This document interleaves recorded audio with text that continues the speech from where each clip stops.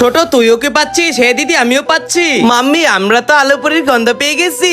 এই দাঁড়া, তোরা এখনই খেতে পারবি না, এটা আমি গরিব মানুষদের জন্য বানিয়েছি। এটা গরিব মানুষদেরকে খাইয়ে তারপরেই তোদেরকে খাওয়াতে পারবো। দিদি লাগবে না আমাদের মায়ের বানানো আলু পুরি। ছোট আমিও তোর মনের অবস্থা বুঝতে পারছি রে। হ্যাঁ দিদি আমরা বাইরে খেয়ে আমাদের পেট ভরিয়ে নিয়ে যাব।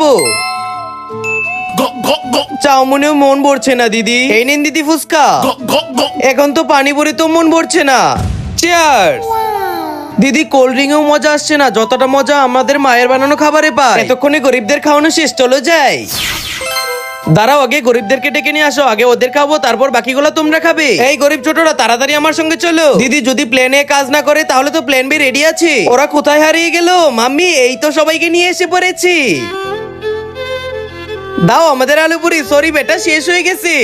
মনে হচ্ছে মেয়েগুলো অনেক রেগে গেছে। বাচ্চো এগুলো তো শেষ হয়ে গেছে, তোমাদের কাছে কিভাবে আসলো? দাঁড়াও দিদি সরো, এই আলু পুরি শুধু আমরা খেতে পারবো। দে আমার এই আল্লাহর ঘরটিকে ভালোবাসতে লাইক সাবস্ক্রাইব করে দাও।